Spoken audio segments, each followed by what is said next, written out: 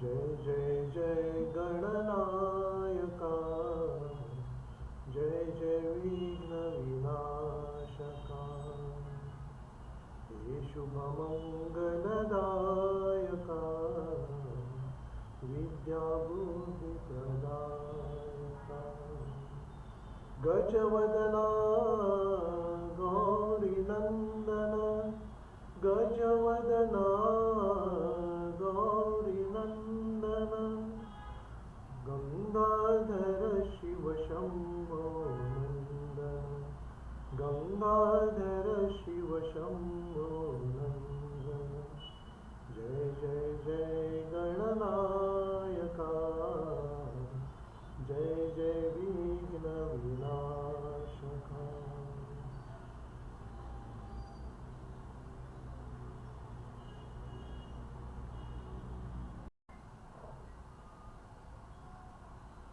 श्री गणेशाय नमः.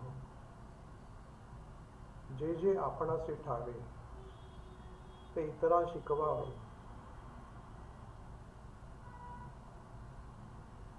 तेणे कारणे मी बोलेन, रूपाचे रूप दाविन, अतींद्रिय परिभोगविन, इंद्रियांकरे.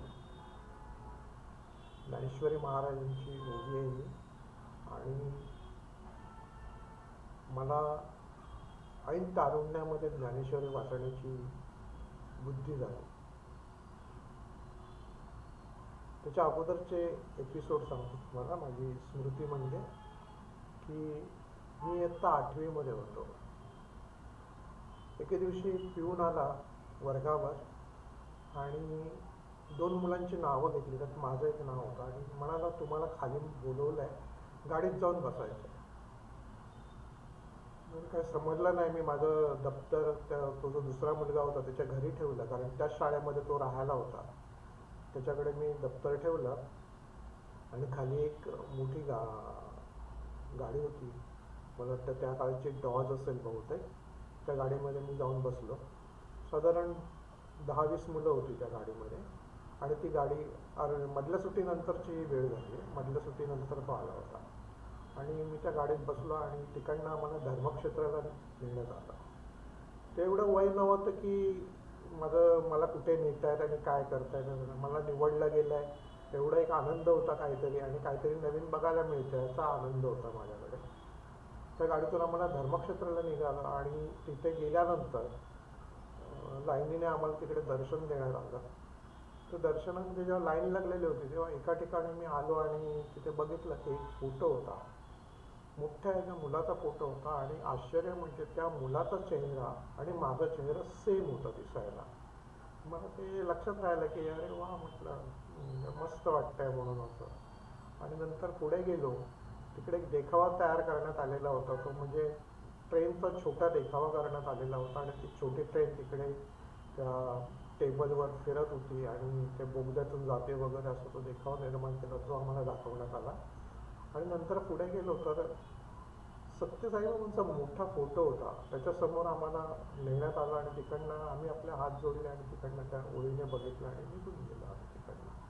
पुन्हा गाडीमध्ये येऊन बसलो आणि गाडी तिकडनं आम्हाला धर्मक्षेत्रावरून पुन्हा ती गाडी आम्हाला परत घेऊन शाळेकडे सोडण्यात आलं. मला शाळेमध्ये सोडण्यात आलं त्यावेळेला शाळा सुटून गेली होती आणि 6 वाजून 6 तर कधीच वाजून गेले होते, 6:30 वाजले असतील. आणि मी माझं दप्तर घेतलं त्या मुलाच्या घराकडनं आणि ताबडतोब दादर स्टेशनवरून महालक्ष्मी स्टेशनला मी आलो. महालक्ष्मी स्टेशनला आलो तर तिथेच स्टेशनमध्येच माझा एक मित्र मला भेटला. अरे म्हणाला, बाळा तू आलास, तुझी शोधाशोध चालली आहे म्हणे. तर मला लक्षात आलं होतं की मी उशीर झाल्यामुळे मला घरचे लोक काळजीत पडलेले असणार आणि मला शोधत असणार म्हणून. पण तो इव्हेंट माझ्या लक्षात राहिला आणि त्या दिवशी माझ्या जीवनामध्ये खरं म्हटलं तर साईबाबांनी प्रवेश केला होता. कारण त्यांची एवढी म्हणजे काय म्हणतात ती पॉवर होती की त्या पॉवरखाली त्यांना फोटोमधून ते अनुग्रह देऊ शकतात, एवढी त्यांची आजही पॉवर आहे. ते मला ते अनुभवाला आलं आणि माझा पुढचा जीवनाचा प्रवास चालू झाला. माझ्या जीवनामध्ये त्यांनी एंट्री घेतली होती आणि मला एवढं काय समजत नव्हतं पुढे काय काय होणार आहे. आणि पुढे काय काय घडलं माझ्या जीवनामध्ये त्याची मी थोडक्यामध्ये जेवढं मला सांगता येईल तेवढं मी सांगण्याचा प्रयत्न करणार आहे. जय श्री साईराम. नमस्कार. ही साधारण 1979ची गोष्ट असेल. मला माझ्याकडनं ज्ञानेश्वरी आणि तुकाराम गाथा वाचून झाली होती आणि मला गुरु कोणीतरी पाहिजे अशी ओढ निर्माण झाली. आणि माझ्या रिलेशनमध्ये आमचे मामा आहेत चंद्रकांत नाईक म्हणून, त्यांच्याकडे विचारणा केल्यावर त्यांनी मला एक पुस्तक दिलं. ते पुस्तक दिलं आणि पुस्तकाचे लेखक जे होते ते स्वतःला सद्गुरू म्हणत होते. तर मी त्यांच्याकडे जाऊन अनुग्रह घेतला. नारळ आणि त्यांनी मला माळ घेतली, माळ त्यांनी घातली मला आणि नाममंत्र दिला, तो मी घ्यायला लागलो. आणि अल्पावधीतच मला छान असे अनुभव आले लागले, मला ध्यान लागायला लागलं. आणि दुसरी अशी गोष्ट झाली की त्या संप्रदायामध्ये मला इतर सुद्धा चांगली माणसं भेटली अशी की ज्यांच्याशी एक मला ग्रहस्थ आठवतात. म्हणजे त्यांचा माझ्या जीवनावर भरपूरसा असा प्रभाव आहे. म्हणजे त्यांच्याशी साईबाबा बोलत असत. असे ग्रहस्थ माझ्या ओळखीचे झाले. त्यांची ओळख सांगतो, त्यांची गोष्ट सांगतो मी की चंद्रकांत मामाने मला पुस्तक दिलं. त्यांचे गुरु होते, दुसरेच कोणतरी होते आणि ते सुद्धा बहु छानपैकी म्हणजे पोचलेले सत्पुरुष होते. पण मला त्याने त्यांच्या गुरूंची ओळख करून दिली नाही. तर त्याने मला ह्या ग्रहस्थांकडे पाठवलं. म्हणाले की ह्याला मार्गदर्शन होईल पुढच्या काय. आणि मी सहज असं नॉर्मल माणसासारखं माझं जीवन चाललेलं होतं. तर सांगायचं म्हणजे मी त्यांच्याकडे जवळजवळ 5 वर्ष होतो. ते लेखक होते ते पुस्तकाचे आणि त्यांनी 4-5 पुस्तकं लिहिली होती. आणि त्यांच्याकडे असताना मला त्रास व्हायला लागला, मानसिक त्रास असा. ते ज्यांच्याशी साईबाबा बोलायचे. एक दिवशी काय झालं की मला त्यांचं प्रवचन होतं एका ठिकाणी. मला सांगण्यात आलं की त्यांची सेवा म्हणून त्यांना तू घरी जाऊन, त्यांचं प्रवचन झालं की त्यांना त्यांच्या घरी जाऊन तू पोहोचव म्हणून असं मला सांगण्यात आलं. तर मी हा म्हणालो आणि गेलो त्यांच्या घरी. त्यांच्या घरी गेलो आणि सकाळचं प्रवचन होतं. मी त्यावेळेस त्यांचं प्रवचन झालं, त्यांच्या घरी गेलो. आता घरी गेल्यानंतर काहीतरी बोलायला पाहिजे म्हणून मी त्यांना माझा अनुभव सांगितला. तर माझा अनुभव काय होता की मी हस्तरेषेचा अभ्यास केला होता, पत्रिकेचा अभ्यास केलेला होता. आणि मी त्यांना सांगितलं की मला हस्तरेषा छानपैकी बघता येतात आणि मला थोडंसं भविष्य कळतं, पण माझा त्याच्यावर विश्वास नाही असं मी त्यांना सांगितलं. आणि मी तर ते गप्प झाले, काय बोलले नाहीत त्यांनी. आणि त्यांनी एक पुठ्ठा घेतला बाजूला होता त्याच्यावर त्यांनी रेखाटन वगैरे केलं आणि माझ्या हातामध्ये तो पुठ्ठा ठेवला आणि म्हणाले तुझ्या हाताच्या रेषा अशा आहेत का पहा. इट इज म्हणजे मला ते पुष्कळ आश्चर्यकारक गोष्ट होती पहिल्यांदा तशी. आणि त्यांनी तो माझ्या हाताच्या रेषा आणि त्या रेषा बहुतांशी मिळत होत्या आणि मला ते आश्चर्य वाटलं. ते म्हणाले नाही, हे जे शास्त्र आहे हे खरं शास्त्र आहे. पण म्हटलं मला काय कळत नाही आणि मला उलट भीती वाटते की मला माझं काय कळत नाही, हीच मला एक प्रकारची भीती वाटते. तर मला तुम्ही ध्यान शिकवाल का असं म्हणून त्या थोडं सांगितलं, कारण त्या संप्रदायामध्ये ध्यान शिकवलं जात होतं. तर त्यांनी मला म्हणाला आत्ता दाखवतो तुला म्हणाले. आणि मला त्यांनी डोळे मिटायला सांगितले आणि स्वतः पण त्यांनी काय केलं ते मला माहिती नाही. पण डोळे मिटल्यावर मला छान अशी शांत अशी एक लहर आली आणि माझ्या डोक्यातून असं ते खाली खाली खाली मी गळ्याकडे आलो मी. आणि मला काहीतरी कळत होते की गळ्यापर्यंत आपलं काहीतरी आलेलं आहे म्हणून असं. आणि मी तिथे घाबरल्यासारखं झालं आणि म्हणून डोळे उघडले. मी म्हटलं मला बस झालं म्हणून. खरं म्हटलं तर मी एक संधी घालवली होती त्यांच्याकडे शिकून घेण्याची, नाही तर त्याच वेळेला मी पुष्कळसा पुढे गेलेलो असतो. पण ते काय आपले नशिबाचे खेळ असतात. ते गोष्ट मला पटली अशी नंतर की अरे म्हटलं घाबरलो काय, माझंच मला कळलं नाही.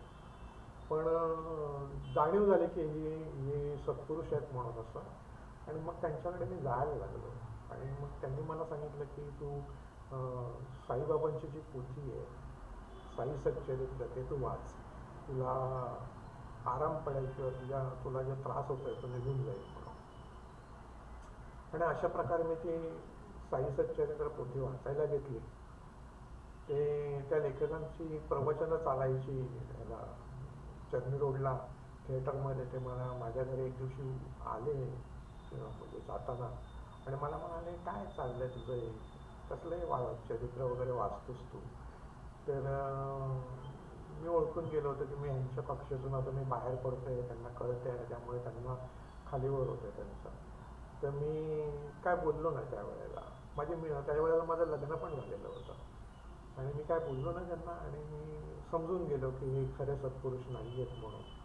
काय असतं, आपल्या जीवनामध्ये अशा गोष्टी घडतात आणि आपला प्रवास चालू होतो. पुढे काय काय झालं तर मला सांगावंसं वाटतं आणि हा जो एक एपिसोड तयार झाला आहे की तो मी इथेच संपवतो आणि पुढच्या भागाला हे करतो.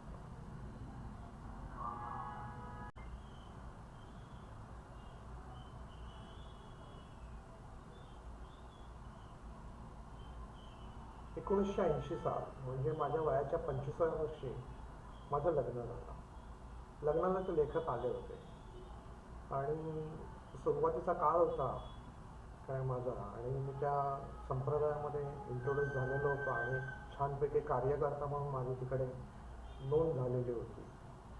आणि ते लेखक माझ्या ह्याला आले होते, इवन माझा मामा वगैरे पण त्यावेळेला आले होते आणि ते अगदी छोटासाच समारंभ झाला होता माझ्या लग्नाचा आणि माझे मित्रपरिवार वगैरे असं मी आनंदात होतो आणि माझे दिवस पुढे पुढे चालले होते. साधारण 5 वर्षाच्या काळामध्ये नंतर मला त्रास व्हायला लागला, मानसिक त्रास मला जाणवायला लागला की माझं काहीतरी फ्रिक्वेन्सी चुकते आणि गडबड होते. तर ह्या काळामध्ये मला त्या प्रभाकर महात्म्यांनी मला बरंच मार्गदर्शन केलं आणि मी त्या संप्रदायातून बाहेर पडलो. नंतर प्रभाकर महात्म्यांकडे माझं जाणं येणं होतं. तिकडेच मला भानुदास गावडे म्हणून एक गृहस्थ भेटले. त्यांनी मला गुरुचरित्राची पारायण करावी म्हणून सांगितलं आणि मी गुरुचरित्र पारायण करत होतो. साधारण 4-5 वर्ष माझी गुरुचरित्र पारायण म्हणजे गाणगापूरला यात्रा करून तिकडे राहून ते मला वाटतं माझ्याबरोबर माझ्या पत्नीचा भरपूर वाटा आहे यामध्ये आणि ती तुम्हाला जास्त ह्याबद्दल सांगू शकेल कारण आमचा पुढचा प्रवास सगळा जो आमचा झाला. कारण माझ्या जीवनामध्ये नंतर शंकर महाराजांशी बोलणारे ग्रहस्थ ते आले. नंतर मला ह्यांचं पण दर्शन झालंय, पूज्य माताजी निर्मला देवी यांचं पण मी दर्शन घेतलेलं आहे आणि मला संप्रदाय असे जावंसं वाटायला लागलं की हा म्हणजे काहीतरी शिकायचं आहे, मला काहीतरी शिकायचं आहे याची मला ओढ होती. अनुभवही छान येत होते, नामस्मरण करत होतो, जप करत होतो. एकदा जपामधली गोष्ट सांगतोय मला गायत्री जप करत होतो मी आणि दिवशी गायत्री जप करता करता मी नाहीसं झालो आणि म्हणजे मीच नाहीसं झालो नाही तर जग नाहीसं झालं, मीही नाहीसं झालो आणि माझ्या भोवती एखादा ऋषी बसलेला आहे माझ्या शरीरामध्ये अशी मला प्रचिती आली आणि मी घाबरून डोळे उघडले. काही सेकंदाचा तो शॉट होता पण मला काहीच समजलं नाही आणि म्हणून नंतर मी गायत्री मंत्र म्हणजे घेण्याचं मी टाळायला लागलो. आता घेतो मी पण त्यावेळेला मी मात्र घाबरलो होतो आणि मी नंतर गायत्री मंत्र कधी सोडूनच दिला होता त्यावेळेला असा. पण खरं म्हटलं तर ती मला मिळालेली एक मोठा अनुभव होता हे मला नंतर कळलं. असंच एकदा दत्तप्रबोध या ग्रंथाचं मी वाचन करत होतो आणि दत्तप्रबोध ग्रंथ वाचन करताना मला काही गोष्टी मला समजायला लागल्या की हे कसं आहे म्हणून, आत्मसाक्षात्कार कसा होतो, काय होतं ह्याच्याबद्दल मला किंवा आत्मज्ञान कसं होतं ह्याच्याबद्दल मला समजायला लागलं आणि मला खूप आनंदामध्ये होतो की आपण काहीतरी मिळवल्यासारखं आहे म्हणून वगैरे. पण ते त्रास माझा तसाच चालू होता का मानसिक त्रासामधून मी जात होतो. एक दिवशी मला असं झालं की माझं डोकं खूपच जड आहे आणि मला सहन होत नाही हे मला कळलं आणि मी काय करावं म्हणून मी बघायला लागलो. त्यावेळेला मला असं कळलं की अशा वेळेला ते सांगतात की खोबरेल तेल घ्यावं आणि ते मानेभोवती असं आणि गालाच्या भोवती असं लावावं काय असं मला ते सांगण्यात आलं आणि मी म्हटलं की आपण आता हा प्रयोग करूया, माझं डोकं उठतोय विचार आणि मी तो प्रयोग केला आणि काय झालं माहिती नाही मला पण अचानक घरामध्ये सुगंध सुटला आणि तो सुगंध कस्तुरीचा होता आणि तो सुगंध माझ्याबरोबर माझी बहीण खाली म्हणजे मी माळ्यावर होतो माळ्यावरून येतं आणि कस्तुरीचा सुगंध सुटला आणि खाली माझ्या बहिणीला पण त्याचा वास आला. म्हणाले घरामध्ये सुगंध सुटला आहे म्हणे. तर मला हा पण एक माझा काय म्हणतात तो साक्षात्काराचा एक भाग होता. पण मला तेवढं कोण सांगणार किंवा समजावणारं असं कोणी नव्हतं. आजूबाजूला असे कोण मार्गदर्शक नव्हते की ज्यांच्याकडे मी मार्गदर्शन घ्यावं आणि पुढचा प्रवास करावा. माझा प्रवास तसाच चालूच होता. त्रासही चालू होता आणि मी एक एक टप्पा गाठत मी पुढे पुढे जात होतो. माझ्या जीवनामध्ये मालतीबाळ ज्या सांगलीचं त्यांचं तपोवन आहे त्या पण माझ्या जीवनामध्ये येऊन गेल्या. शंकर महाराजांचे एक शिष्य होते, ते शंकर महाराजांशी बोलायचे, त्यांना मामा तळवडेकर म्हणत. ते पण माझ्या जीवनामध्ये येऊन गेले, त्यांच्याकडनं पण मला मार्गदर्शन मिळालं. पण प्रवास चालू होता आणि प्रवासामध्ये पुढे काय लागेल मला काही कळत नव्हतं. मला काही मी भविष्य वगैरे कोणाचं बघत नव्हतं, पत्रिका वगैरे बघत नव्हतं आणि मला मार्गदर्शन पाहिजे तसं मिळत नव्हतं.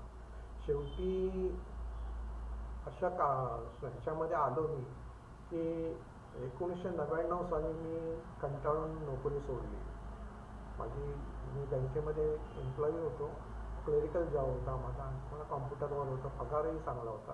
पण मी म्हटलं माझं पेन्शनमध्ये चालू शकतं आहे, तर मी म्हटलं नोकरी सोडतो. म्हणून मला हे करायला म्हणजे बायकोची परमिशन नव्हती, पण म्हटलं नाही मी कंटाळलेलो आहे नोकरीला, मला माझा फ्रीडममध्ये जगू दे, मग माझं पेन्शनमध्ये चालू शकेल असं मला वाटतं आणि मी नोकरी सोडली. ती माझी एक निर्णायक एक भूमिका होती. चुकीचा निर्णय की चांगला निर्णय हे मला कळलं नव्हतं, पण मी त्याला हे दिला आणि माझा पुढचा प्रवास चालू झाला. 1999 साली मी मुंबई सोडली आणि पुण्याला घर घेतलं. मुंबईची खोली विकली आणि पुण्याचं घर विकत घेतलं. असं माझ्या जीवनामध्ये हे झालं आणि पुण्याला सत्यंतर करून आलो. माझं वाचन वगैरे असं चालू होतं. थोडंसं काय जे काही ध्यानधारणा जप करत होतो ते माझं चालू होतं. आणि पुढचा प्रवास कसा झाला तो मी सांगतो. हरिओम. इसवी सन 2004 मी लायब्ररी जॉईन केली होती आणि लायब्ररीमधली पुस्तकं वाचायची. आज माझा टाइमपास होता आणि पुस्तकंसुद्धा ते सगळ्या प्रकारची पुस्तकं वाचत होतो, कादंबरी वगैरे. पण मला विशेष म्हणजे सत्पुरुषांचे चरित्र वाचणं ह्याच्यामध्ये माझा कल जसा त्यांच्याकडे जास्त होता. तर 2004 साली मी माझ्या जीवनामध्ये मी सत्यसाई बाबांचं एक छोटंसं पुस्तक माझ्या हातात आलं. त्याच्या अगोदरच्या गोष्टी सांगतो की 1900 साधारण 80-81 साली मला वाटतं सत्यसाई बाबा मुंबईला आले होते आणि तिकडच्या स्टेडियमवर मी त्यांचं दर्शन घेतलं होतं, मी आणि माझ्या मिसेसने. तसंच 1995 साली मला वाटतं सत्यसाई बाबा आले होते, तेव्हा पण त्यांचं दर्शन घेतलं. पण मला विशेष का असं त्यांचं वाटलं नव्हतं त्यावेळेला. महत्त्व असं म्हणतात ना की आपल्या जीवनामध्ये हे पुन्हा येणार आहे, तसं काय मला वाटलं नाही. पण 2004 साली जेव्हा मी पुस्तकं वाचायला लायब्ररीमध्ये गेलो आणि लायब्ररीमध्ये एक पुस्तक घेतलं, चक्रपाणी जोशींचं ते पुस्तक होतं आणि मी वाचलं आणि म्हटलं अरे जे मी शोधतोय ते सत्पुरुष हे आहेत म्हणून असं. आणि मग मी लेखकांना कॉन्टॅक्ट केलं आणि मग त्यांची अपॉइंटमेंट घेतली आणि त्यांच्या घरी गेलो आणि ते त्यांच्याशी एकदाच मी त्यांच्याशी बोललो वगैरे. पण ते माझ्याशी थोडा वेळ बोलणार होते, पण खूपच ते बोलले. त्यांनी अनुभव शेअर केले, त्यांच्या डायरीमध्ये कशी उदी आलेली आहे ती त्यांनी मला दाखवली वगैरे काय. आणि एक काय म्हणतात लिंक जुळावी आणि सत्यसाई बाबांनी मला जवळ करावं ही त्यातली एक लिंक होती आणि मी त्यांच्यामध्ये ओढला गेलो. आणि 2004 साली मी सत्यसाई बाबांच्या मिशनमध्ये म्हणजे काम करायला सुरुवात केली. सेवादलामध्ये वगैरे काम करण्याचा प्रयत्न केला. जितकं होतंय तेवढं आपण करायचं एवढंच माझं हे होतं. आणि सुरुवातीच्या काळामध्ये 2008 साली मला वाटतं माझ्याकडनं सत्यसाई कल्पद्रुम या ग्रंथाचं माझ्याकडनं रेकॉर्डिंग झालं आणि ते मी यूट्यूबवर टाकलेलं आहे. ऑडिओ रेकॉर्डिंग आहे, माझ्या मिसेसच्या आवाजामध्ये आहे.